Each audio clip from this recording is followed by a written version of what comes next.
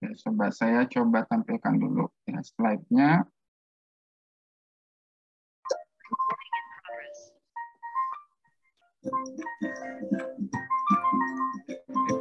Alhamdulillah, kita sudah menghafal huruf-huruf hijaiyah. Ya, surat Al-Falaq ya. Surat Al-Falaq, satu surat yang cukup familiar ya bagi diri kita, ya satu surat yang barangkali juga sering dibaca oleh diri kita ya. Bahkan setiap malam kita dianjurkan untuk membaca surat Al-Falaq ini, kata Rasulullah SAW ya, sebisa mungkin ketika kita akan tidur minimal baca 3 surat ya. Surat Al-Ikhlas, Al-Falaq, dan juga surat An-Nas ya. Di antara sunnah sebelum kita tidur ya. Adapun surat yang lain yang bisa kita baca sebelum tidur ya, ada juga surat apa tuh? Surat Al-Mulk ya. Udah pada tahu ya keutamaan surat Al-Mulk, insyaallah ya. Surat Al-Mulk dibaca sebelum tidur. Ada yang tahu lagi nggak surat apa yang biasa dibaca sebelum tidur oleh Rasulullah SAW? Ada yang tahu surat apa? Surat Al-Falaq, An-Nas, Al-Ikhlas, Al-Mulk, apalagi kira-kira? Al-Fatihah. Al-Fatihah. Dua ayat terakhir dari ayat kursi, As-Sajdah, apalagi itu macam-macam ya. Oke. Nah, banyak juga yang belum tahu ya. Ya di antaranya sunnah yang ditinggalkan pada hari ini. Ya, salah satu doa tidurnya Rasulullah itu adalah surat Al-Furqan. Ya. Baru dengar atau baru tahu? Baru dengar atau baru tahu nih surat Al-Furqan. Ya, salah satu surat yang selalu diwiridkan oleh Rasulullah sebelum tidur. Ya, jadi baca dulu surat Al-Furqan. Ya, kurang lebih Al-Furqan itu hampir 1 juz ya. Juz 19 ya. Al-Furqan ya. Kurang lebih hampir 1 juz. Kalau kita tidur duluan ya sebelum selesai surat Al-Furqan ya. Bahkan baca Al-Mulknya saja kita ya ketiduran ya, kadang-kadang belum selesai baca Al-Muluknya ya kita udah tidur duluan ya. Ya maka minimal kalaupun belum bisa tadi ayat kursi ya, kemudian juga surat Al-Mulk ya, Al-Furqan, minimal kita baca surat At-Trikul tadi. Qul a'udzu birabbil falaq, qul huwallahu ahad, qul a'udzu birabbil falaq, dan qul a'udzu birabbin nas. Minimal 3 surat itu yang kita baca. Bahkan Rasulullah juga menganjurkan surat ini dibaca setiap habis sholat. Ya. Setelah sholat, kita juga bisa membaca surat Al-Falaq, An-Nas, Al-Ikhlas. Ya. Qul huwallahu ahad, Al-Falaq, dan juga An-Nas. Surat yang sangat agung. Ya. Ada yang tahu berapa ayat surat Al-Falaq?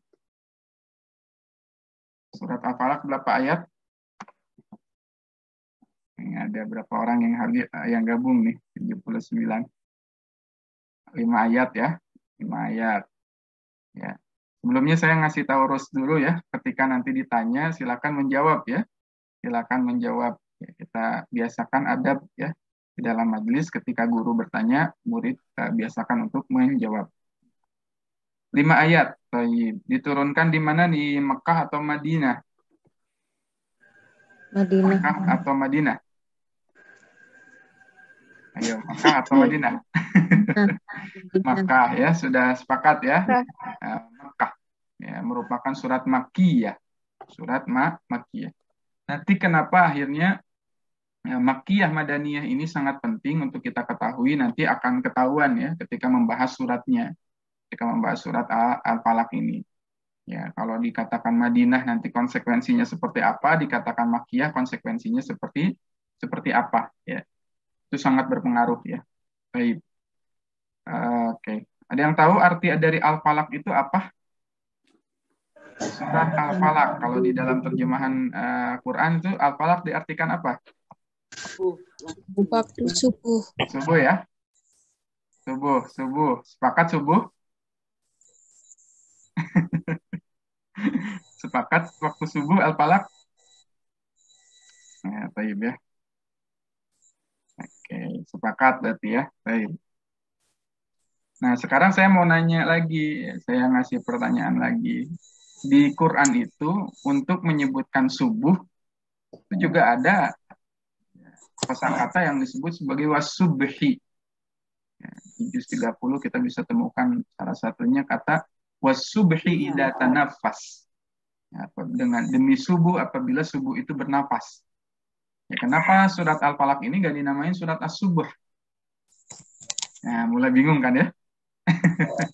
Karena nanti subuh itu ya ada beberapa nama ya dalam Quran, dan setiap nama, setiap ayat itu punya fungsinya tersendiri.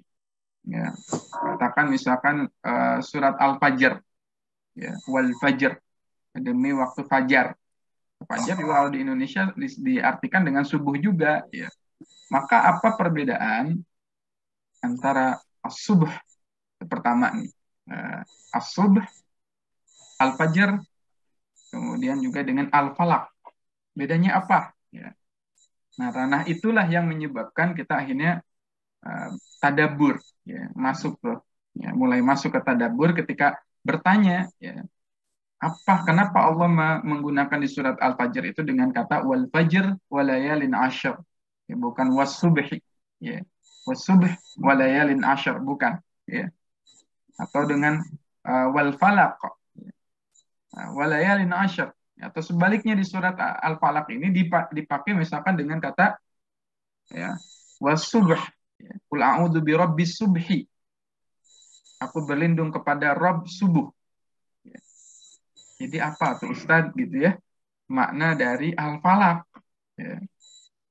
Ya, salah tidak kita mengartikan sebagai waktu subuh? Tentu tidak salah. Ya. Tapi pemahaman kita harus terus di-upgrade, ya, terus diperbaharui agar nanti ketemu lagi dengan surat Al-Falaq. Tidak hanya memahami Al-Falaq itu waktu subuh. Ya. Kita bisa nanti sajikan, kita bedah betapa Al-Falaq ini punya sesuatu yang sangat luar biasa. Ya. Bukan hanya sekedar subuh. Ya, sehingga goalsnya, tujuannya ketika kita membaca surat Al-Falaq ini nanti bukan hanya sekedar surat dibacakan, dilisankan tanpa pemaknaan, ya. Biasa-biasa aja bacanya. Tapi kalau udah paham, ya mudah-mudahan jadi hadir keimanan. Ya. Sehingga nanti setiap waktu subuh datang, kita baca surat Al-Falaq ini semakin bertambah iman kita.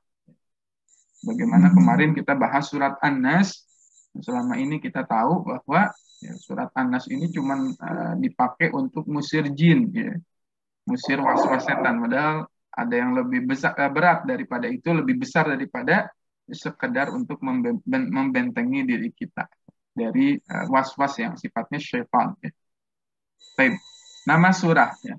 Nah, para ulama ya merumuskan bahwa nama surat dari surat Al-Falaq itu ada dua. Surat ini dinamakan sebagai surat Al-Falaq, ya, suratul Falaq, dan juga disebut sebagai surat Qul a'udzu birabbil falaq. Ya. Sementara saya sajikan ya Al-Falaq ini adalah waktu subuh, begitu ya, sederhananya. Baik. Ya. Kenapa kita perlu mengetahui nama surah? Ya, nama surah. Karena nanti surah itu ya punya masing-masing nama yang lain biasanya. Ya. Contoh misalkan surat Al-Mulk, ya. Al-Mulk di juz 29 ya punya nama lain juga, ya. Nama lain dari surat Al-Mulk adalah surat An-Najiyah, ya, salah satu namanya, ya. An-Najiyah, ya. Surat Al-Mulk adalah surat An-Najiyah, surat yang menyelamatkan manusia dari azab kubur, ya. Ya. Nah, kenapa disebut ya, Qul a'udzu birabbil falaq? Apa konsekuensinya? Kenapa disebut surat Al-Falaq? Apa konsekuensinya? Nah, maka disebut dengan suratul Falaq, ya, dinamakan Al-Falaq karena Allah Subhanahu wa taala menyebutkannya di awal surah dan bersumpah dengannya. Qul a'udzu birabbil falaq. Ya, di situ ada sumpahnya Allah demi waktu falak. Ya, demi waktu falak. Ya, sementara saya sebutkannya falak dulu. Ya. Aku bersumpah demi falak. Nah, ketika Allah Subhanahu wa taala bersumpah, maka maka tidak serta-merta sumpah itu nggak ada artinya. Ya, bahkan para ulama menuliskan ya, ilmu tersendiri terkait dengan qasamnya Allah, sumpahnya Allah. Ya, terbukti dengan hadirnya kajian-kajian atau kitab-kitab, ya, salah satu kitab yang masyhur, ya, kitab tentang aqsamul Quran. Ya, para ulama telah mengkaji ya, sumpah-sumpah Allah di dalam Quran. Karena tidaklah Allah bersumpah itu pasti ada manfaatnya bagi manusia. Ya, pasti ada hikmahnya. Allah bersumpah wadduha, demi waktu duha. Allah bersumpah dengan apa lagi tuh? Wattini wazaitun, ya, demi buah tin dan buah zaitun. Wal lail, Allah bersumpah dengan lail. Wan nahar, Allah bersumpah dengan siang. Was sama, Allah bersumpah dengan langit. Ya, itu pasti ada tujuannya.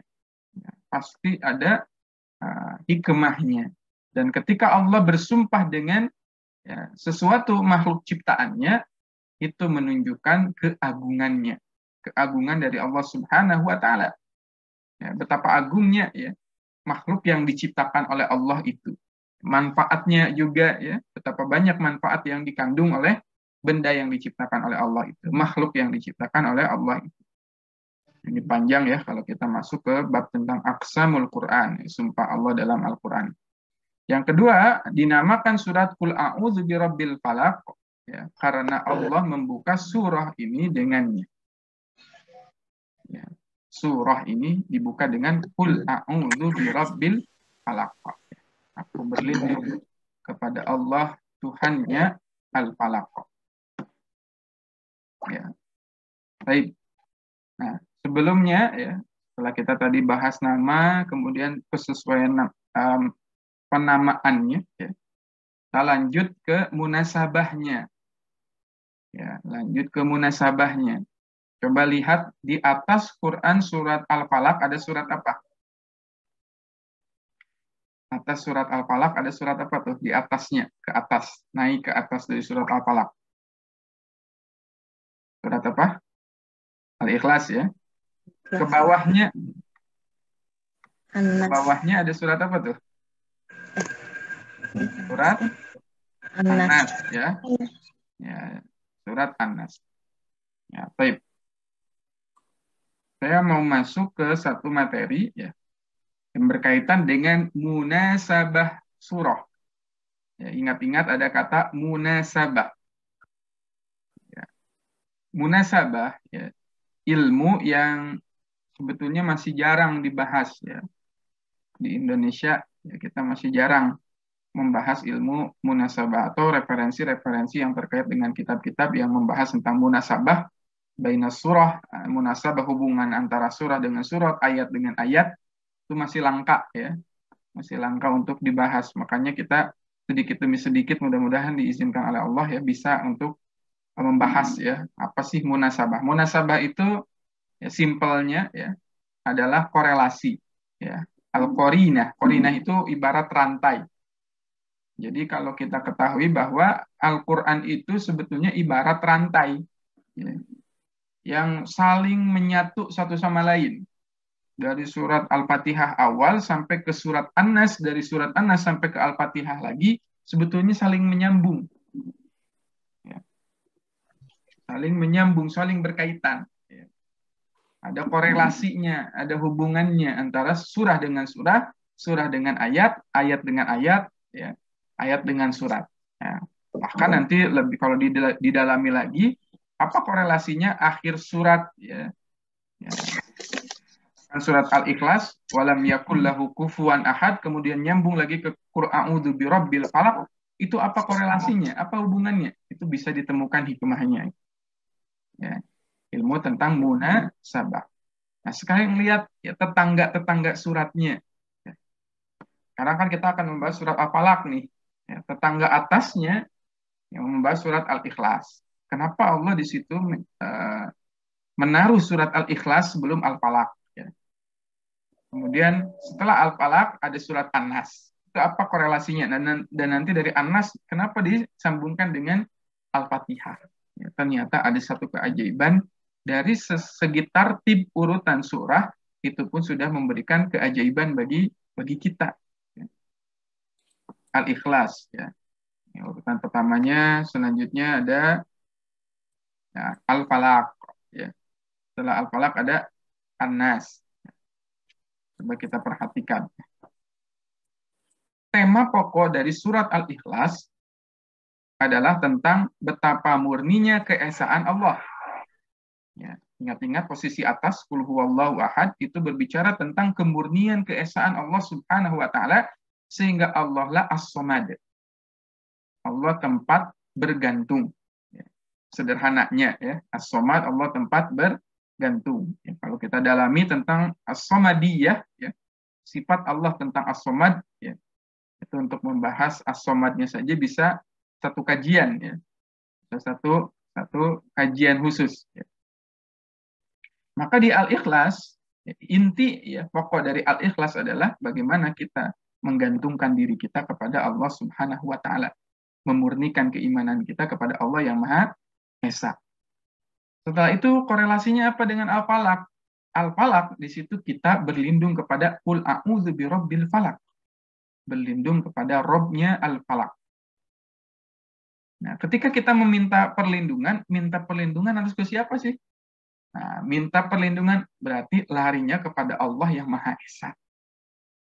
Nah, kenapa setelah surat Al-Falaq itu ada surat An-Nas? Karena Al-Falaq ini, kalau kita perhatikan, ya, Al-Falaq itu lebih fokus ya kepada kejahatan yang sumbernya dari luar. Ya, dari luar diri kita, eksternal. Ya. Tapi kalau surat An-Nas, setelah kita terlindung dari bahaya dari luar, ya, ancaman dari luar, kita berlindung juga di surat An-Nas dari bahaya yang muncul dalam diri kita, dalam jiwa kita. Sehingga jangan sampai kata Allah, kalian cukupkan diri kalian dengan meminta perlindungan kepada Allah dari ancaman-ancaman di luar, tapi lupa meminta perlindungan dalam diri kalian sendiri. Salah satu korelasi ya, kalau kita bisa melihat hikmah antara surat Al-Ikhlas, Al-Falaq, dan surat An-Nas. Ya, kalau disimpulkan seperti ini ya.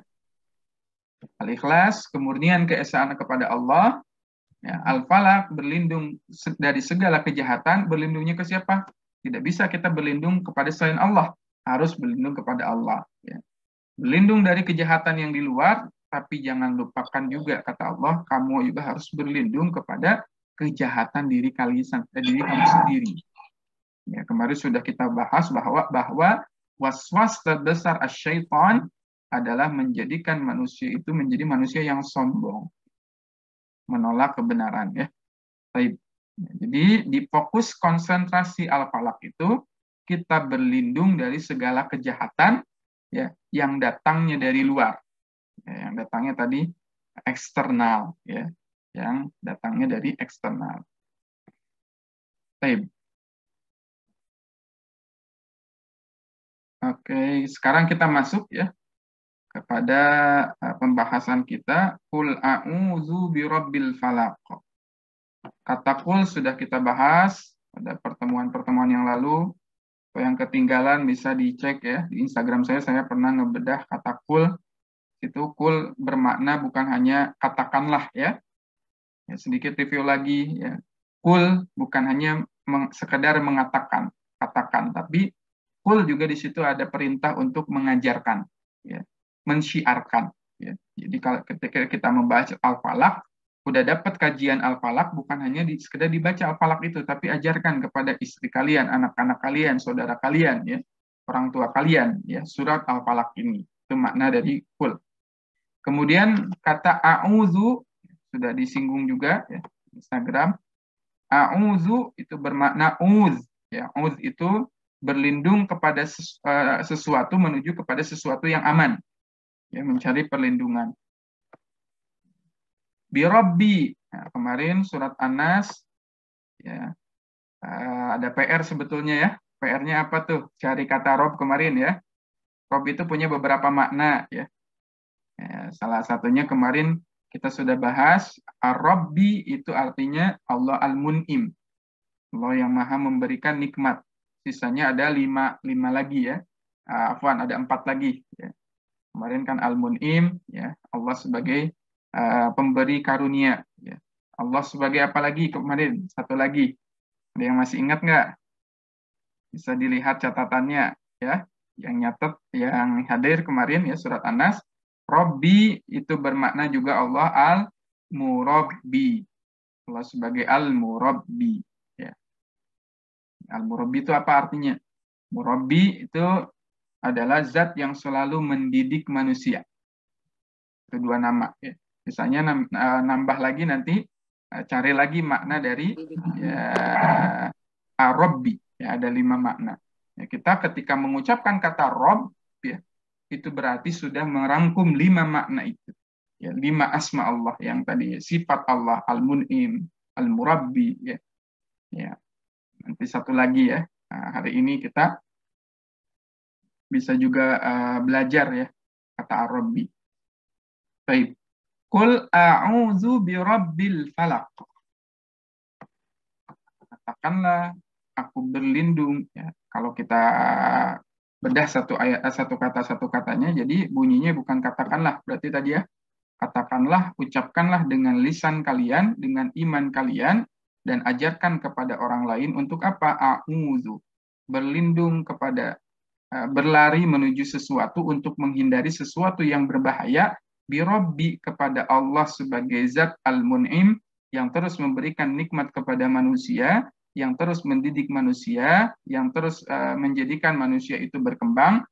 Kepada apa tuh berlindungnya? Kepada Al-Falaq. Ya, kalau kita tadi resapi ya, secara tadabburinya. Ya, tadabbur itu jadi panjang ya, makna dari Qul a'udzu birabbil falaq.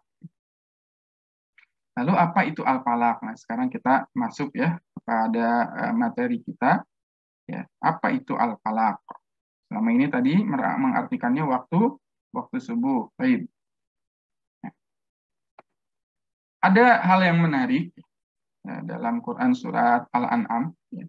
Allah Subhanahu wa taala berfirman, "Innallaha falikul habbi wan nawa. Yukhrijul hayya minal mayyiti wa mukhrijul mayyiti minal hayy. Dzalikumullahu fa anna tufakun." Perhatikan, sesungguhnya Allah itu adalah falik, falikul habbi. Ya, perhatikan kata falik. Kata falik di dalam Quran surat Al-An'am ini ya, diartikan di sini apa tuh? Sesungguhnya Allah falik, apa? Arti di sini nih, di ayat ini. Ada yang bisa tebak nggak? Kata falik di dalam ayat ini itu bermakna apa? Kalau lihat terjemahan ya. Sesungguhnya Allah falikul habbi wan nawa. Menumbuhkan ya. Ya, menumbuhkan ya. Sini ya. Sesungguhnya Allah falik, menumbuhkan. Ya, saya mampir ke ayat selanjutnya. Saya mampir kepada ayat selanjutnya. Ya. Nah, di ayat selanjutnya, ayat setelahnya dalam Quran surat Al-An'am, ada kata falikul isbah wa ja'alal laila sakana wasyamsa wal qamara husbana dzalika taqdirul azizil alim. Falikul isbah. Di sini artinya apa tuh falikul isbah? Di ayat ini. Ayo, ada yang tahu?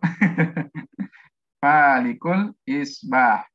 Artinya apa? Menyingsingkan, menerbitkan. Ya. Tulisannya sama tidak tadi? Faliku, ya. Faliku satu lagi. Fa innallaha falikul habbi wan nawa. Dengan falikul isbah. Tulisannya sama, tapi kenapa maknanya beda? Yang satu menyingsingkan, yang satu maknanya apa tuh tadi? Menumbuhkan. Ya, memang akhirnya kalau kita ingin lebih berkesan ya ketika belajar Al-Quran, tadabbur Quran harus belajar dari teks aslinya, ya. Dari ayat aslinya atau Arabnya. ya, supaya kita lebih ngerti, lebih paham ya apa itu falik. Ya, satu tadi diartikan menumbuhkan, di ayat yang lain menyingsingkan. Padahal nanti ayatnya falik itu memiliki makna yang satu ya, makna yang sama sebetulnya. Baik, saya ajak teman-teman semua tadabbur sebentar ya.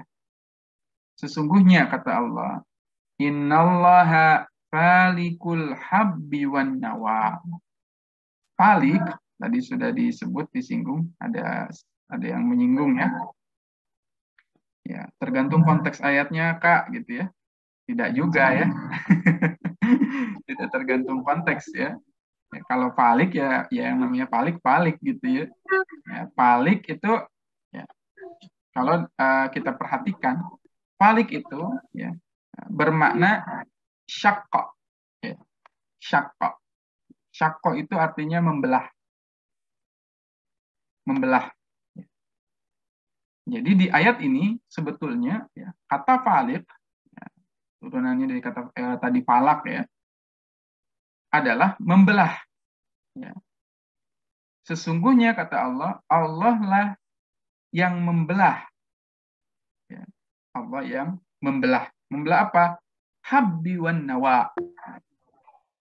Membelah biji-bijian, butir-butiran, ya padi, ya, al-hab, ya ada yang mengartikan itu padi, wan nawa, itu biji buah-buahan. Jadi artinya falik itu bukan menumbuhkan begitu ya. Tapi falik itu adalah Allah lah yang membelah biji-bijian ya yang kalian makan itu, yang jadi buah, yang jadi padi, yang jadi beras, yang jadi apa? Allah lah yang ya, membelah biji itu menjadi terbelah dua. Setelah terbelah dua, tumbuh nanti yang namanya tunas. Tumbuh yang nanti jadi tumbuhan. Lihat ada kacang di sini nih. Ada foto ya atau gambar kacang. Sesungguhnya kata Allah, akulah yang membelah kacang itu. Kemudian dari kacang yang terbelah itu lahirlah tanaman-tanaman. Yang dari tanaman itu ya, bisa muncul buah, bisa memberikan manfaat kepada kalian. Nah, sekarang pertanyaannya, saya yakin ya teman-teman mungkin pernah mengalami ya, waktu di SD, itu ada praktikum, ya ada praktikum, apa tuh ada kacang hijau ya, kacang kemudian pakai kapas ya, di apa tuh ditetesin air ya, pernah ngalamin? Ya, betul ya, tanam toge ya. Baik. Kalau kita perhatikan, kalau kita sengaja itu membelah kacang itu ya, supaya terbelah dan nanti tiba-tiba muncul tunasnya, itu bakal gagal. Kacangnya akan jadi busuk, nggak bisa berkembang. Tapi ya, kacang itu bisa berkembang ketika didiamkan, ya, dikasih kapas tadi ya, tanaman apa biji-bijinya itu dibiarkan. Kemudian Allah lah yang menyeruakan dari benda yang mati itu menjadi yang hidup. Tiba-tiba muncul tunas. Nah, pertanyaannya, ya, siapakah yang mampu membelah biji yang tadinya tertutup menjadi terbelah, kemudian muncul kehidupan di situ? Saya kira tidak ada satupun ahli yang mampu melakukannya. Kalaupun ada, butuh berapa ahli? Kalaupun ada, bagaimana untuk menjamin seluruh kebutuhan manusia?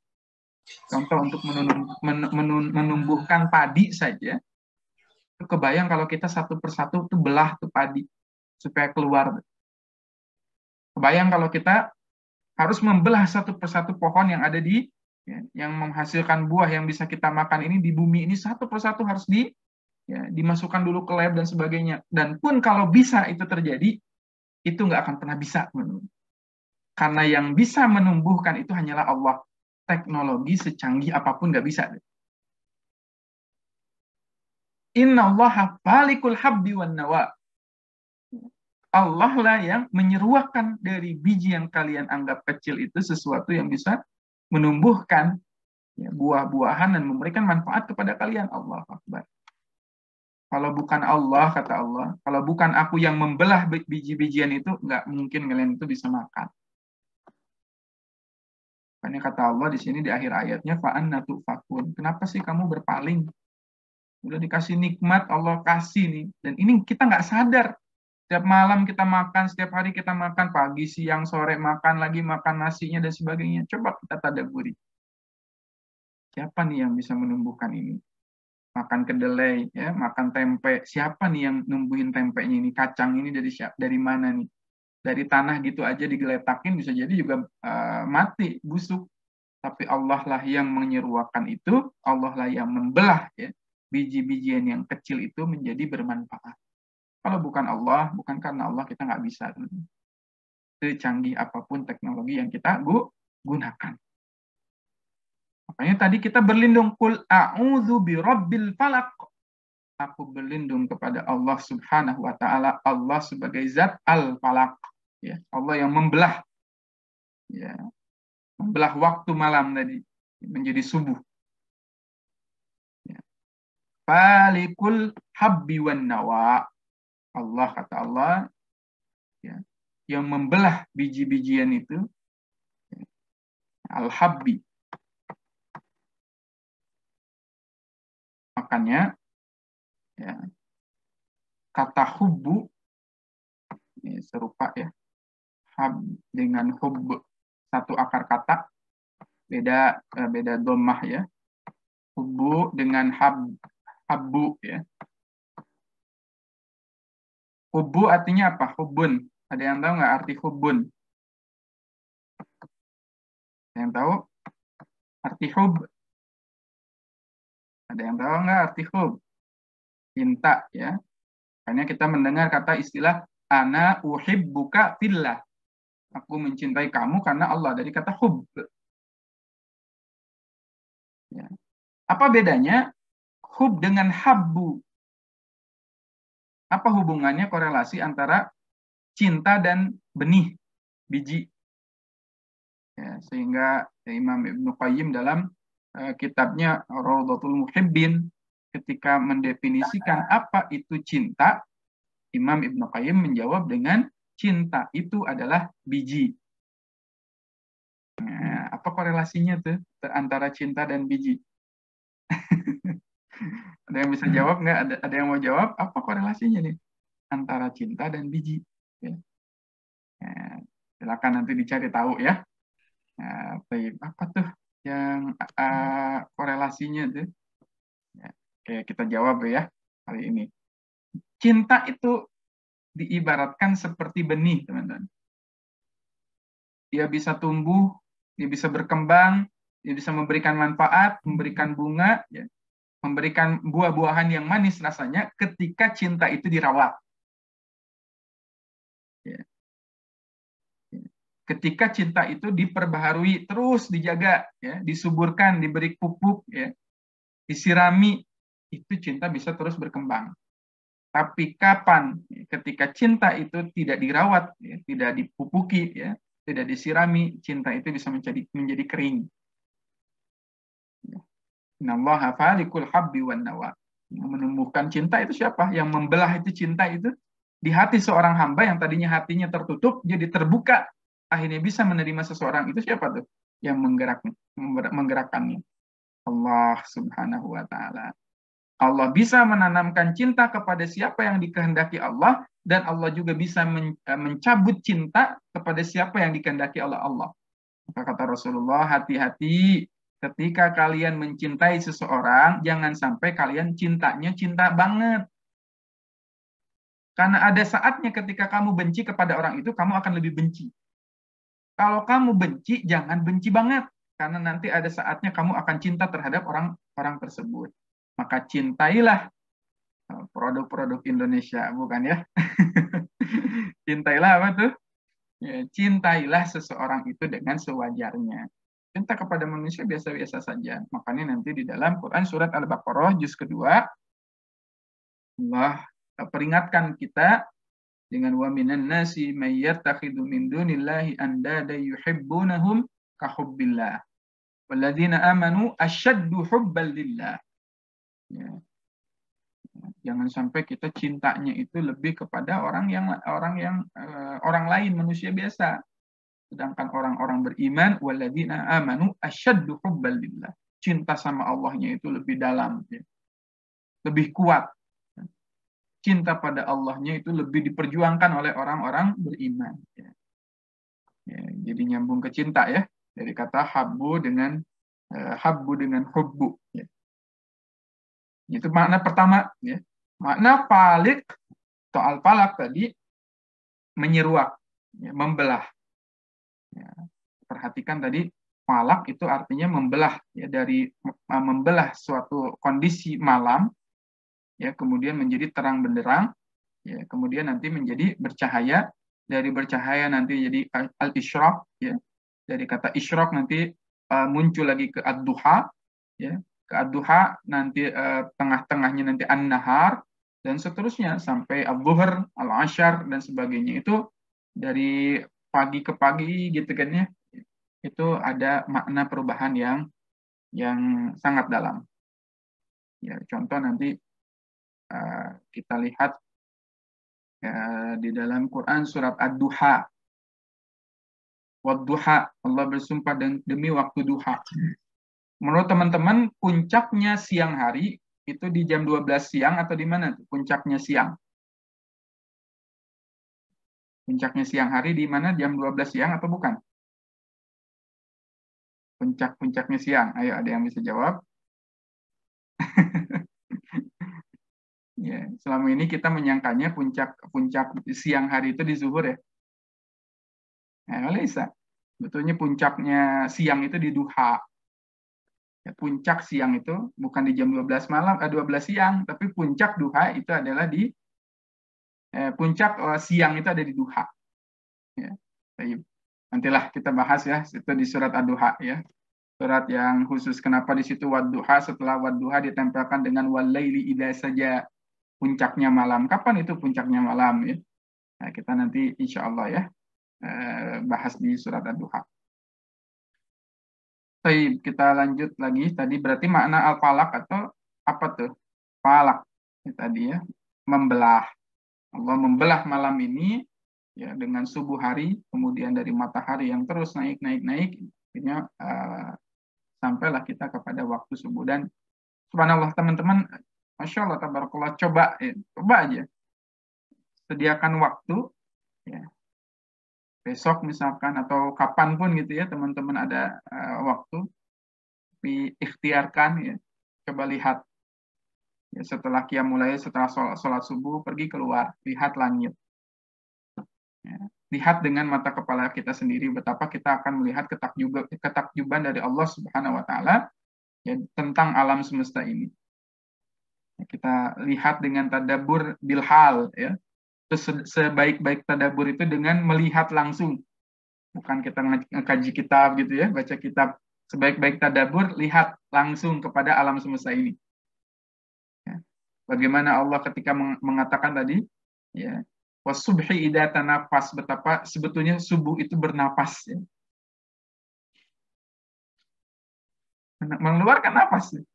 Pelan-pelan sehingga manusia itu ibarat tadi ya, dari nggak sibuk tiba-tiba jadi sibuk sampai nanti puncaknya di waktu duha.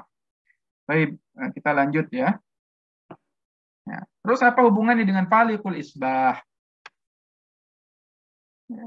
Di ayat ini ya, falikul isbah ya, diartikan menyingsingkan ya. Falik itu juga bisa bermakna, falik itu bisa bermakna memperalihkan, menggilirkan.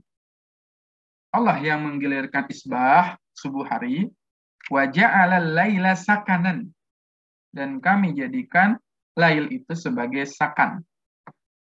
Wasyamsa wal qamara husbanan, ya, bulan matahari sebagai husban. Ini di surat Yasin nanti kita bisa temukan bahwa bulan itu asyamsu yang bagi laha ya antudrikal qamara walal lailu sabiqun nahar wa kullun fi falaki yasbahun, di surat Yasin ya. Kita fokus kepada isbah tadi ya, Allah yang memperalihkan, menggilirkan subuh itu ya. Kemudian wa ja'alal laila sakanan, dan Allah jadikan dari subuh itu terus berputar nanti menjadi malam yang sakin. Malam yang sakan. Sakan itu artinya apa tuh? Di sini artinya tempat beristirahat ya. Ya, sakan. Ya. Sakan seakar kata dengan kata sakinah. Sakinah. Ya. Sakinah artinya apa tuh? Semoga pernikahannya sakinah, mawadah, warohmah, gitu ya. Damai. Sakinah, mawadah, warohmah. Ya. Sakana itu berarti menetap, ya. Menetap, tempat bernaung, ya. Tempat yang kita nyaman di dalamnya, tempat yang kita tadi ya menetap di dalamnya, itu disebut sakana. Sehingga rumah tangga yang sakinah adalah rumah tangga yang selalu kita ingin berada di dalamnya, merasa tentram di dalamnya, pengen menetap di dalamnya. Kalau di rumah kita bawaannya bete gitu ya, di rumah bawaannya nggak tenang, di rumah bawaannya pengen marah terus, di rumah bawaannya berantem terus, berarti dalam rumah itu tidak ada sakana. Dan kalimat sakan ya, juga pernah kita mendengar ya istilah sukun, ya sukun. Ini agak susah saya nulis-nulisnya. Sukun. Sukun. Tanda sukun kalau ngaji kan ada kayak gini nih ya. Sukun. Kalau di Indonesia, sukun itu sering disebut apa tuh? Mati ya. Tanda mati. Tanda mati ya. Kalau bahasa Sunda apa tuh? Paeh. Nun paeh gitu ya. Mati. Padahal ya mati dengan sukun beda. Mati nggak ada kehidupan dong. Harusnya bukan apa tuh? Bukan mati. Sukun itu artinya tenang. Sehingga dengan tenangnya kita nggak boleh baca. Ya. Lail. Ya, tenang. Tidak boleh kita tadi buru-buru dan sebagainya. Ya, tidak mati sebetulnya, tapi tenang, diam sejenak, itu sukun. Ya. Jangan sampai kita nun mati ya. Nun sukun saya bilangnya ya, jangan sebut nun mati, tapi misalkan sebut saja nun sukun ya. Nun tenang. Allah jadikan malam itu sebagai ketenangan bagi kalian ya. Kita bisa lihat nanti dalilnya di surat An-Naba ya. Wa ja'alna al-laila libasa wa ja'alna an-nahara ma'asya. Ya. Bagaimana Allah jadikan malam itu menjadi libas pakaian ya, yang menutupi kita sehingga dengannya kita tentram. Sakana, malam itu dijadikan waktu tenang, makanya di waktu malam itu puncak-puncaknya para ibadus salihin, hamba-hamba solihin sering berduaan dengan Allah Subhanahu wa taala. Nanti ada korelasi ya, antara tingkat kesetresan seseorang dengan orang yang sering bangun malam dengan orang yang tidak sering bangun malam itu beda. Ya. Orang yang jarang bangun malam itu pasti tingkat kesetresannya lebih tinggi dibandingkan orang yang sering bangun malam untuk ibadah. Nanti ada di dalam Quran surat Al-Muzammil ya. Qaratalnahu tartila, baca Quran di waktu malam dan sebagainya, itu bacaannya inna nasyi'atal laili hiya asyaddu wat'a wa aqwamu qila. Bacaan malam hari itu lebih membekas di hati kamu. Ya, sehingga orang yang selalu membacakan mentartilkan bacaan Quran hidupnya nggak akan stres. Orang yang stres itu satu ya, karena jarang tartil. Ya. Sehingga urusannya itu nggak teratur tuh kan. Kata tartil itu kan dari kata rotala asin. Rotala asinu. Gigi-gigi yang berbaris dengan rapih. Artinya orang yang tartil, baca Quran, itu urusannya selalu teratur, selalu rapih. Ya, kalau kita belum teratur hidupnya dan sebagainya, coba cek tartilnya udah belum. Udah mentartilkan Quran belum? Udah menghidupkan malam belum di malam harinya? Udah bertemu dengan Allah belum? Kalau belum, ya jangan harap ketenangan itu datang. Karena ketenangan itu tidak bisa dibuat-buat. Oh saya tenang Ustaz. Oh saya tenang, oh hartanya banyak, ya mobilnya luar biasa di mana-mana, rumahnya mewah, masya Allah, tabarakallah gitu ya. Tapi nggak menjamin, Yang menjamin ketenangan itu adalah Allah. Walladzi anzala sakinata fi qulubil mu'minin liyazdadu imanan ma'a imani. Yang menurunkan sakinah itu ketenangan itu kepada diri kita adalah Allah. Sehingga nggak bisa berbohong ya. Hari ini banyak kita saksikan ya di dunia televisi betapa mengerikan lah ya. Tidak usah kita bahas begitu. Yang kita anggap bahagia dan sebenarnya punya harta banyak, wah ternyata ya tidak juga ya, tidak ada jaminan. Maka tadi falak ya, falak itu berarti asyakko, syakko. Ya, syakko itu artinya membelah. Kalau kita lihat ke makna ini, falikul isbah, Allah yang mempergilirkan musim.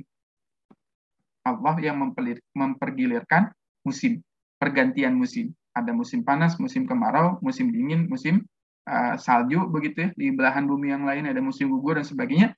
Siapa yang mempergilirkan malam itu? Dari hujan ke kemarau, dari kemarau ke misalkan musim gugur, dari musim gugur kepada musim salju dan sebagainya. Sehingga kenapa kita harus berlindung kepada Allah, Tuhan yang birabbil falak? Karena dalam pergantian musim itu, pancaroba itu, ya, itu biasanya membawa apa tuh? Membawa ya, keburukan. Kita lihat kemarin ya di Inggris ya terjadi satu fenomena di mana suhu di Inggris pada saat itu mencapai sampai berapa derajat Celcius? Sampai hutan itu kebakaran. Sampai hutan kebakaran. Ya, akibat suhu panas yang terlalu panas. Di belahan daerah yang lain ekstrim, ya, dinginnya dingin banget. Ya. Maka kita berlindung dengan Al-Falaq ini, ya Allah, aku berlindung dari perubahan musim yang bisa membahayakan, mencelakakan manusia. Ya, karena tadi kalau turun hujan nggak turun-turun, ya berapa lama, ya manusia udah ketar-ketir ya, susah untuk cari air dan sebagainya. Kemarau terjadi dan sebagainya, ya itu susah untuk mencari air. Musim hujan terus-terusan jadi banjir, ya itu peralihan yang kita harus berlindung kepada Allah. Pergi ke gunung, gunungnya longsor, itu peralihan, ya, peralihan siklus alam.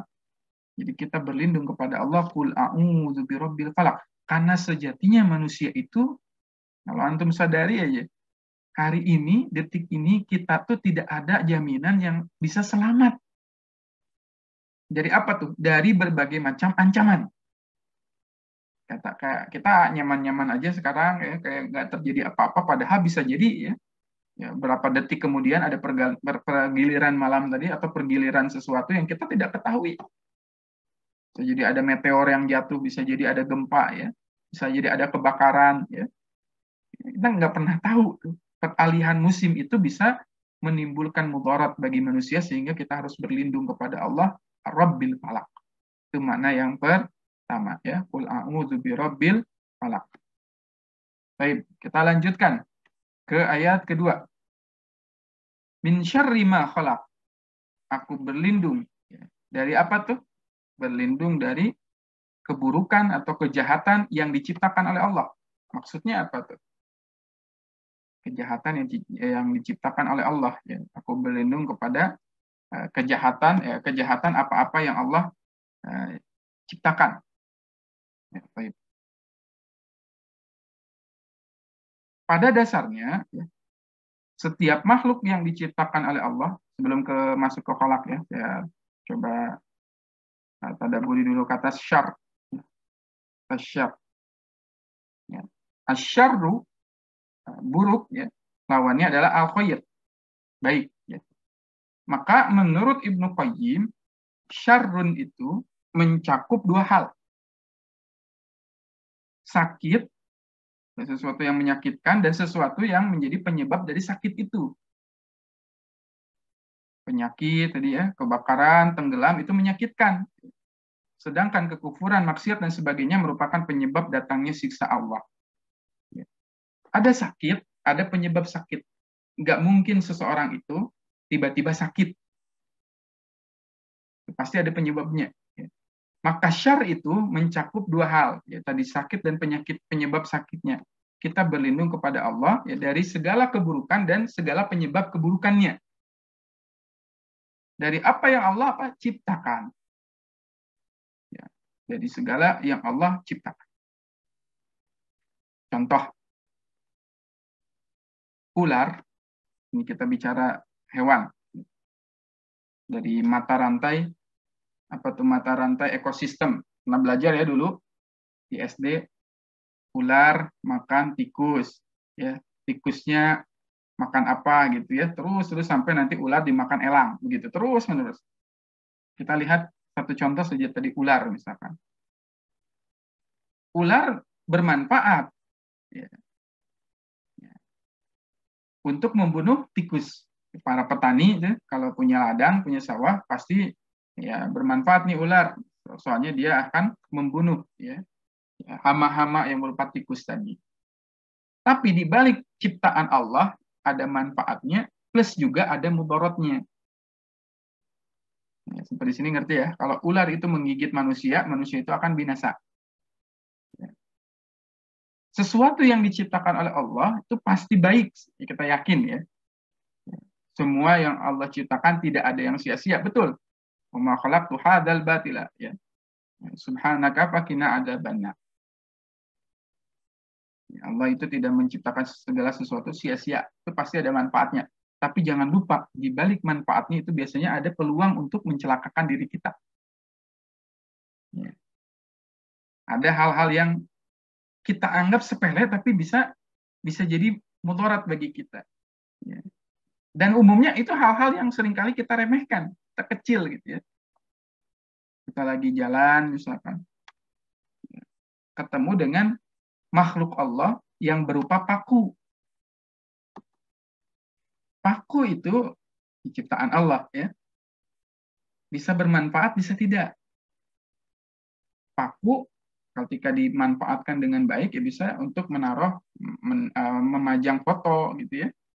Menggantungkan barang, tapi paku kalau dia udah berkarat apalagi ketika terinjak kaki itu bisa mencelakakan diri kita, membuat kaki kita akhirnya tetanus gitu ya. Ya, itulah yang disebut min syarri ma khalaq. Dari segi apa tuh? Kendaraan, motor, ya, ciptaan Allah, ya. Ada potensi kebaikan, ada juga potensi keburukannya. Ya, di motor, kemudian apalagi itu paku, lagi jalan misalkan tuh, di tengah jalan kita nggak ngerti gitu ya, ada seseorang yang tiba-tiba ngamuk ya, orang gila gitu ya, orang gila tiba-tiba ngamuk, kita mukul misalkan. Ya. Makhluk ciptaan Allah. Ya, siapa yang menggerakkan orang itu mukul kepada diri kita? Ya. Syarri ma khalaq. Contoh lagi masak, kompor tuh api. Api ada manfaatnya, tapi bisa min syarri ma khalaq. Bisa jadi peluang untuk ya keburukan bagi diri kita ketika apinya akhirnya misalkan kita tinggalin kompornya, akhirnya kompornya meledak gitu ya, kebakaran. Ya. Apapun itu sebetulnya kalau kita ngeri ya, kalau kita membayangkan itu ngeri hidup di dunia ya. Setiap detik kita tidak terlepas dari keburukan yang ya, makhluknya Allah. Misalkan kita nanam tanaman ya. Ini ada analogi begitu ya. Seorang petani yang menanam tanaman itu ditumbuhkan gitu, dijaga dengan baik gitu. Kemudian ada domba. Domba ini makhluk Allah. Domba ini bermanfaat bagi manusia, bisa dimakan dan sebagainya. Tapi domba itu juga punya apa tuh? Punya peluang untuk memakan, merusak tumbuhan yang kita tanam. Kita berlindung dari keburukan-keburukan yang dihasilkan dari makhluknya Allah Subhanahu wa taala. Yang kadang-kadang tadi kecil. Saya punya pengalaman ya, nenek saya, nenek dari ibu ya, dari ibu saya ya. Itu dari pisau gitu ya.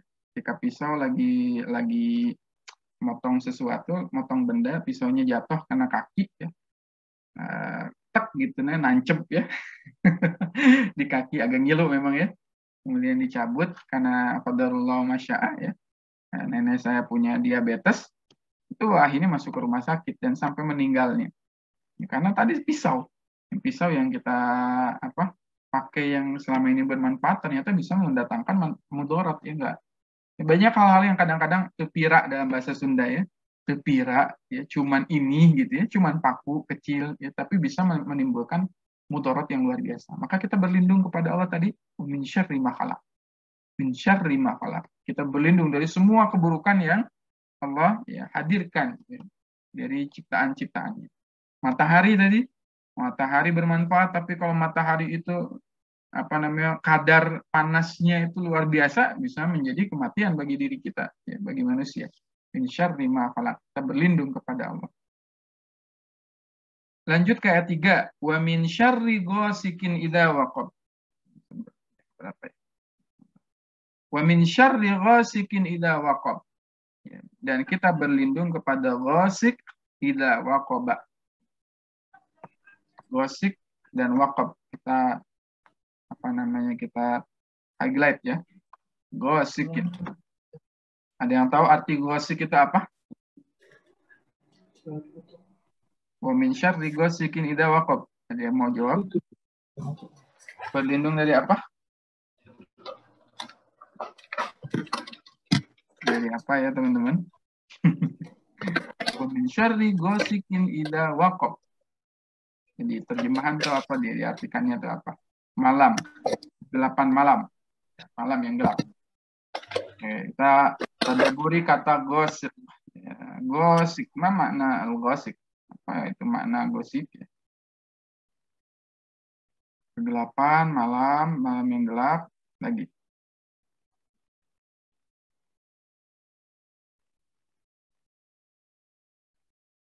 Apa itu?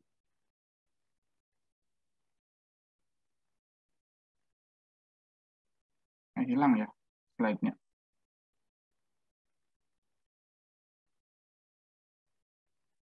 Ya. Ya. Kata ghasik, karena hilang slide-nya, entah kemana ya. Kata ghasik itu artinya memenuhi. Ya. Malam yang memenuhi. Artinya apa? Malam itu sebetulnya ibarat sesuatu yang memenuhi ufuk. Ghasak. Ghasik. Itu artinya penuh. Wa min syarri ghasikin, kita berlindung dari malam yang apabila dia penuh, maksud penuh memenuhi ufuk ya, sehingga gelap ya, cahayanya itu gelap. Idza waqab. Al-waqab atau al-wuqub itu bermakna batu yang di dalamnya ada bolong ya, batu bolong gitu ya, bolong. Yang bolongnya itu bisa dimasuki air. Ya, jadi simpelnya kayak gimana tuh ya? Simpelnya gini, wa min syarri ghasiqin idza waqab, kita berlindung kepada Allah dari kegelapan malam beserta apa yang ada di dalamnya yang masuk kepada malam itu. Yang betul-betul diresap oleh malam itu. Kenapa? Karena ketika malam hari itu terjadi, potensi untuk melakukan kemaksiatan itu biasanya terjadi di malam hari. Walaupun sekarang juga nggak ada jaminan ya, siang hari juga orang-orang berani begitu ya melakukan kejahatan di zaman now. Tapi sebetulnya ya psikologi manusia sendiri itu biasanya kalau mau melakukan hal yang buruk, hal yang dosa, ya, hal yang berbau kejahatan itu dilakukannya di malam hari. Selepas malam ya, manusia itu ada yang merampok. Ya.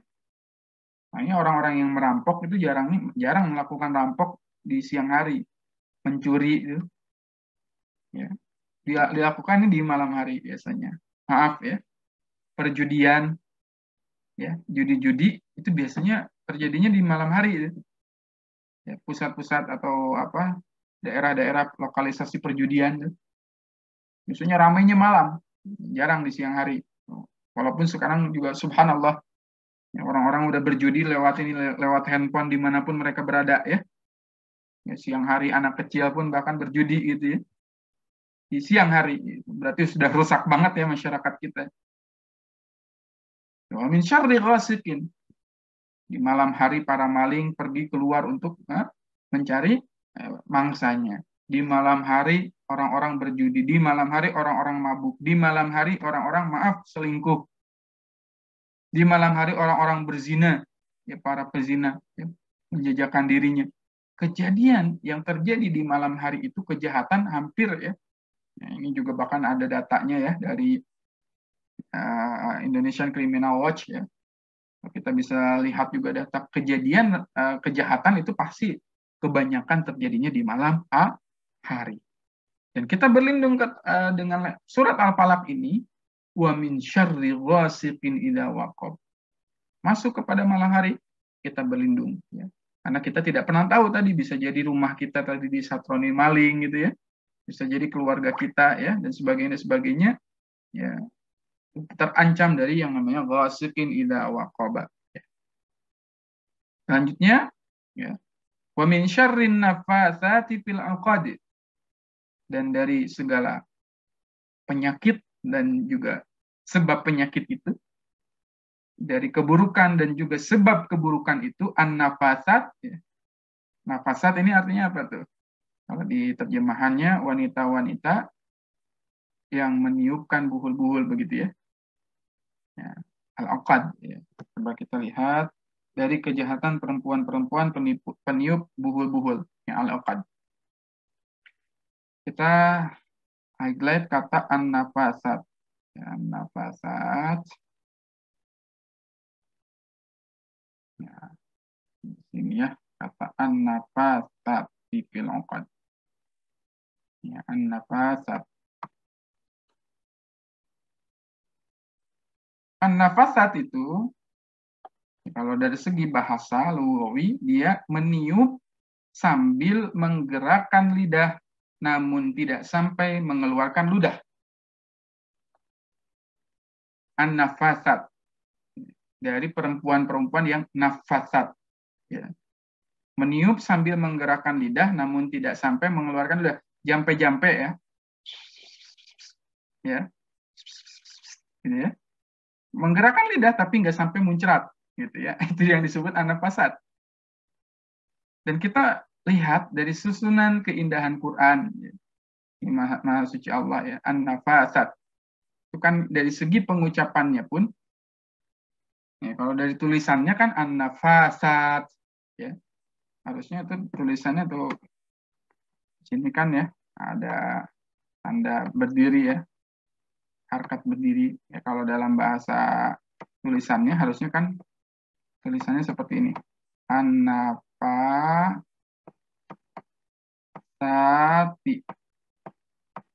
Itu kan ya, harusnya tulisannya. Tapi kenapa di sini dibuang ya huruf alifnya, dibuang sehingga disatukan tulisannya.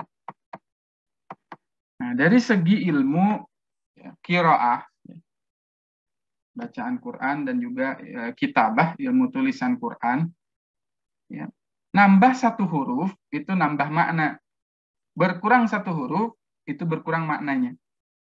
Ya, sehingga di sini tidak ada alif ya, harusnya ada alif di sini 2, tapi dihilangkan oleh Allah untuk menandakan apa? Untuk menandakan cepatnya. Dari segi pengucapan an-nafasat, cepat ya, tidak ada sekat di situ, tidak ada apa namanya an-nafasat ya, sehingga artinya apa tuh? Ucapan jampi-jampi para dukun itu, para wanita yang selalu menyihir itu kan cepat tuh. Ya, baca jampi-jampinya gitu ya. Ya, an-nafasat ya, wa min syarrin nafasat, itu dari segi ucapan aja susah gitu ya. Itu salah satu keindahan Quran tuh. Ada huruf-huruf yang tidak ditulis, ada huruf-huruf yang ditulis, ada yang ditulis tapi tidak dibaca, ada yang tidak dibaca tapi ditulis. Ya, ini ilmu tersendiri ya. An-nafasat. Jadi dari segi pengucapannya pun cepat. Apa namanya tuh? Jampi-jampinya ya dari para dukun. Dukun-dukun zaman sekarang tuh ada kemarin ya. Pesulap merah lawan dukun siapa gitu ya. Ya, taib ya. Jadi dari para dukun yang an-nafasat. Dan di sini disebutkan secara spesifik ya, kebanyakan dukun itu perempuan. Ini isyarat dari Quran ya. Kebanyakan wanita-wanita itu, sehingga di luar negeri kan nenek sihir itu image-nya kan perempuan pakai topi udah tua gitu ya. Tapi dari segi Qurannya sendiri, kebanyakan yang melakukan sihir itu ternyata wanita. Ya, yang menjadi dukun dan sebagainya dalam Islam ya, kita perhatikan ya, wanita. Kenapa wanita yang banyak ya? Allah alam. Ya, Allah yang lebih tahu begitu ya. Tapi kalau kita perhatikan kebanyakan dari wanita itu biasanya tadi bekerja sama dengan terutama wabil khusus penyihir-penyihir yang disebutkan dengan kata an-nafasat. Ya. Dalilnya banyak, nanti kita bisa temukan di Quran surat Al-Baqarah, wattaba'u ma tatlu syayatinu ala mulki Sulaiman. Wa ma kafara Sulaiman walakinna syayatina kafaru yu'allimuna an-nasa sihr. Wa ma unzila 'alal malakaini bi Babila Harut wa Marut wa ma yu'allimani min ahadin hatta yaqula innama nahnu fitnatun fala takfur fa yata'allamuna minhuma ma yufarriquna bi bainal mar'i wa zawjihi wa ma hum bidharrina bihi min ahadin illa bi idznillah, dan seterusnya. Dan ternyata ihwafillah, sedikit gambaran supaya kita juga tahu, para penyihir itu ilmunya akan semakin manjur ketika mereka semua itu merendahkan Quran. Makanya di luar negeri itu kalau tingkat tingkat kemanjuran ya sihirnya, karena mereka orang yang melakukan sihir itu bekerja sama-sama setan. Semakin mereka itu merendahkan Quran, semakin sihirnya semakin kuat. Sehingga banyak orang-orang di luar negeri sana ya itu yang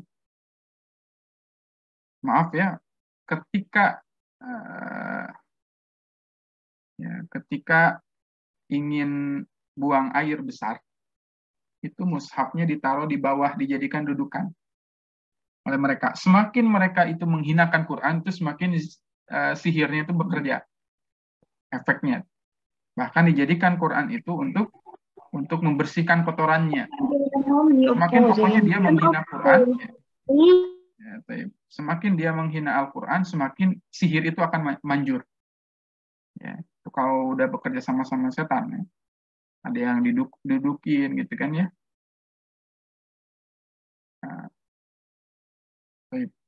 suaranya masih kedengeran nggak teman-teman? Terdengar suara saya? Aman ya? Baik, aman. Terdengar Ustaz. Alhamdulillah ya.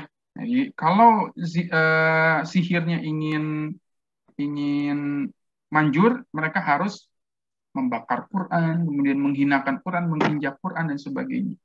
Ya. Itu kalau sihir mereka ingin ampuh begitu ya.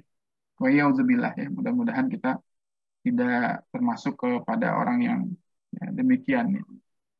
Wa min syarrin nafatsati fil 'aqad.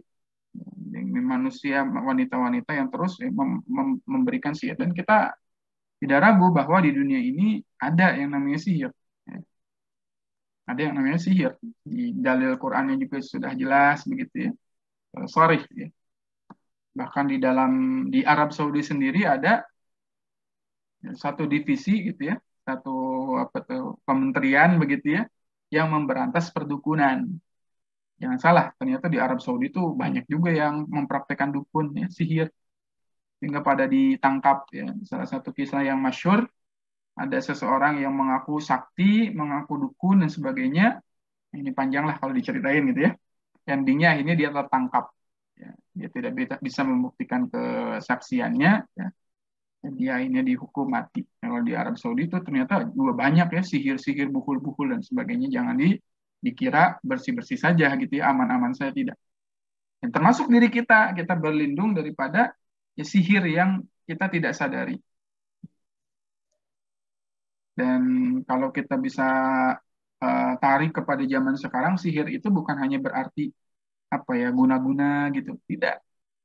Termasuk ya menurut Syekh Imran Hussein, ya, beliau pakar eskatologi dunia ya, yang terus sering membahas tentang kiamat dan sebagainya. Beliau bilang bahwa ini pun ya, handphone kita pun, media itu juga merupakan sihir. Dengan cepatnya orang itu bisa percaya, gitu ya, terhipnotis. Ada kabar apa, rame gitu ya. Ada kabar apa, cepat itu, an-nafasat itu. Ya, kalau ditarik ke kekinian gitu ya, dukun itu bukan berarti atau seseorang yang mengucapkan sesuatu gitu ya. Bisa juga tadi media-media yang kita mainkan hari ini itu itu bisa jadi sihir bagi kita, menghipnotis semuanya sehingga orang-orang percaya. Ada kabar apa? Oh, semuanya percaya gitu ya. Ada kabar si ini katanya terjadi tembak menembak gitu ya. Oh, percaya gitu ya. Ada yang terjadi apa? Wah, subhanallah. Ini enggak dunia ya, kalau kita nggak pandai-pandai gitu ya, mengendalikan diri dari sihir media, berat juga tuh. Ya, ujian kita keimanan di zaman-zaman hari ini ya. Bahkan kita akhirnya bingung membedakan mana yang benar, mana yang salah. Seolah-olah semuanya dibuat samar. Ini boleh kok, ini jangan, ini apa, ini boleh kok, ini kayaknya samar gitu ya. Ini nggak salah kok, ini benar dan sebagainya. Subhanallah, itu tipu daya manusia. Manusia musuh-musuh Islam yang ingin membuat keimanan kita semakin kabur ya. Baik. Terakhir ya surat Al-Falaq ayat kelima. Wa min syarri hasidin idza hasad. Kita berlindung dari segala kejahatan dan penyebab kejahatan yang berupa hasid idza hasada. Al-hasid itu adalah orang yang berharap agar kenikmatan yang dimiliki orang lain hilang dari tangannya. Kita berlindung kepada Allah dari orang-orang wa min syarri hasidin. Orang yang tadi berharap agar kenikmatan yang kita miliki itu hilang. Idza hasada, ketika orang itu atau ketika seseorang itu berangan-angan agar kenikmatan itu pindah kepada diri kita. Kita dikasih sesuatu, kita punya mobil misalkan. Ada orang-orang yang hasid itu berharap ya, dengan hasadnya kenikmatan mobil itu pindah ke tangan dirinya. Ini nggak ridho, nggak rela ya. Kalau kita punya nikmat bawaannya jengkel terus. Dan kita sekarang harus hati-hati ya. Mobil khusus di era medsos ya. Ayat ini kalau ditarik, hati-hati ketika kalian posting sesuatu di Instagram kalian, jangan sangka ya kalian itu bisa selamat dari orang-orang yang hasad. Bisa jadi ketika orang tuh lihat itu ya di Instagram, masya Allah gitu ya, rumahnya luar biasa, wah hasad, itu bisa lahir hasad. Dan peluangnya lebih cepat, lebih mudah sekarang orang hasad dibandingkan zaman dulu. Nah, maka para ulama mengatakan bahwa setiap manusia, ingat, setiap manusia punya potensi hasad. Bedanya orang yang beriman, orang yang punya akhlak yang tinggi, tidak menampakkan hasadnya. Dan orang yang berakhlak buruk itu selalu menampakkan hasadnya. Maaf ya, afwan.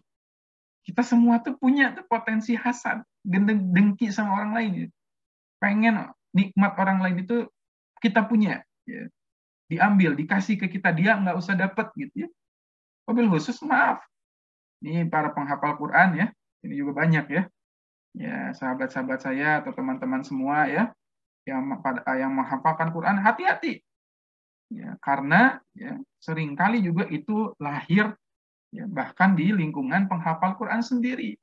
Oh, jangan kira ya, di lingkungan penghafal Quran sendiri itu hasad itu biasanya tinggi. Kenapa sih dia lancar hafalannya, saya nggak lancar-lancar dan sebagainya gitu ya. Kenapa sih dia dan sebagainya. Ya, setan tidak akan berhenti pada manusia untuk ya mengadu domba manusia yang lain ya dengan sesama muslim. Dihembuskan ke hasad. Kepada orang beriman sama. Maka kita bisa berlindung. Kenapa? Karena banyak orang-orang yang di hadapan kita baik, tapi sebetulnya di belakang tuh nggak baik-baik aja. Ya kan? Di hadapan kitanya luar biasa baiknya. Tapi ketika sudah di luar ya, menjelek-jelekan kitanya sampai kayak nggak ada kebaikan. Ya. Di hadapan kita luar biasa gitu ya sopannya, tapi di belakang kita luar biasa ya. Menjelek-jelekan kita atau membuat kita itu seakan-akan hina dan sebagainya gitu ya. Maka kita berlindung kepada Allah wa min syarri hasidin idza hasad. Hati-hati, kadang orang terdekat kalian justru punya perasaan hasad. Ya. Maka ya, dalam ayat kelima ini, ya, kalau seseorang itu punya hasad, ya, setidaknya dia ya, memusuhi Allah dalam 5 perkara. Ingat, dosa yang pertama kali dilakukan di langit itu adalah dosa hasad. Dan dosa yang pertama kali dilakukan di muka bumi itu juga dosanya hasad. Ya, bisa kita lihat di surat Al-Maidah, watslu alaihim naba'a bani Adam idh qarraba qurbanan fatuqabbala min ahadihima wa lam yutaqabbal minal akhar qala la aqtulannak. Ya. Dan seterusnya, qala la aqtulannak. Qala inna ma yataqabbalullahu minal muttaqin. La in basatta ilayya yadaka litaqtulani ma ana bibasiti yadiya ilaika liaqtulak inni akhafullah. Ya, seterusnya itu kisah watsul alaihim naba'a bani Adam. Ya, ceritakanlah kepada kalian, ajarkanlah kepada anak-anak kalian tentang dua insan, ya, manusia anak Adam yang dia itu selalu bertengkar, ya. Ya, ada hasad di situ. Dosa pertama kali dilakukan di langit oleh iblis, hasad. Dosa yang pertama kali dilakukan di muka bumi, hasad juga, ya, oleh anaknya Nabi Adam AS. Maka orang yang hasad memusuhi Allah dalam 5 perkara. Bencinya kepada Allah, ya, dia benci sama Allah. Kenapa sih Allah memberikan nikmat kepada orang lain? Ya Allah, nah si eta, ya. Kenapa sih itu? Ya, saya tuh kan lebih berhak, saya lebih banyak ngapalin Qur'annya, tapi kenapa dia yang hafal? Wah, dia benci. Ya Allah, kenapa harus dia? Ya. Saya kan udah mati-matian kerja siang malam dan sebagainya, tapi kenapa dia yang dikasih bonus? Wah, dia hasad. Ya. Yang kedua, sakit hatinya melihat pembagian yang dibagikan Allah. Seakan-akan dia berkata, kenapa sih dibaginya gitu? Kok nggak adil? Kumaha sih cara ngebaginya Allah teh gitu ya? Kenapa saya mah tidak bahagia, dia bahagia? Kenapa saya tidak dapat, dia dapat? Kenapa dia punya mobil, saya enggak? Ya, enggak ridho. Yang ketiga, menantang Allah karena memberi kepada siapa yang dikehendaki. Itu sama dengan dia menantang ketika hasad. Ya, sama aja dengan ngelamaan, oh kenapa sih dituruninnya ke dia? Nah, inilah yang terjadi kepada Bani Israel. Ya, ketika Nabi Muhammad diutus, mereka menantang Allah. Kenapa sih dituruninnya kepada Rasulullah? Ya, orang-orang Quraisy juga gitu ya. Ya. Orang-orang Quraisy bilang, ya, kami ini lebih berhak daripada Muhammad. Ya. Ya. Kenapa diturunkannya kepada Muhammad? Kami ini punya lebih banyak harta, ya, lebih punya kekuasaan, gitu ya. Ya. Ya, dia nggak ridho, ya, karena tadi Allah tuh bebas kan mau memberikan kepada siapapun, gitu ya. Yang keempat, ya, ingin agar nikmat yang diberi kepada orang lain dicabut kembali. Dia udah dikasih nikmat, pengennya dicabut, ya Allah, ya ambil tuh nikmatnya, ya, pengennya dicabut, ya. Dan kelima, bersekongkol dengan musuh Allah dan musuhnya sendiri, yaitu iblis. Orang yang dengki dia sedang bekerja sama dengan iblis, ya. Baik. Kalau kita simpulkan, ya, intisari dari surat Al-Falaq itu 4, ya. Tadi kan kejahatan waktu subuh, kejahatan musim, ya, peralihannya dengan segala kita sudah sebutkan tadi Al-Falaq ini faliknya juga, ya. Ya, khususnya waktu malam tadi. Keduanya wa min syarri ma khalaq, kejahatan makhluk, ya, semua makhluk yang Allah ciptakan. Yang ketiga wa min syarrin nafatsat, ya, perbuatan, kejahatan perbuatan, sifatnya sihir tadi. Wa min syarri hasidin idza hasad, kejahatan jiwa, khususnya hasad atau iri dengki. Dan kita berlindung dari 4 kejahatan itu cukup dengan mengucapkan kata Robbil Falaq. Rob mengucapkan sifat Allah, ya, Allah memiliki sifat Ar-Rabb. A'udzu birabbi, satu asma Allah, yaitu Rabb. Sedangkan kemarin kita bahas surat An-Nas, ya, wa min syarri qul a'udzu birabbinas, malikinnas, ilahinnas, 3 asma Allah. Dari satu kejahatan jiwa. Ya, dari sini Allah menggambarkan kepada diri kita, udahlah, ya, 4 kejahatan ini mah gampang, kata Allah, ya. Allah tuh bisa melindungi kita semua, cukup asma Allah, Rabb.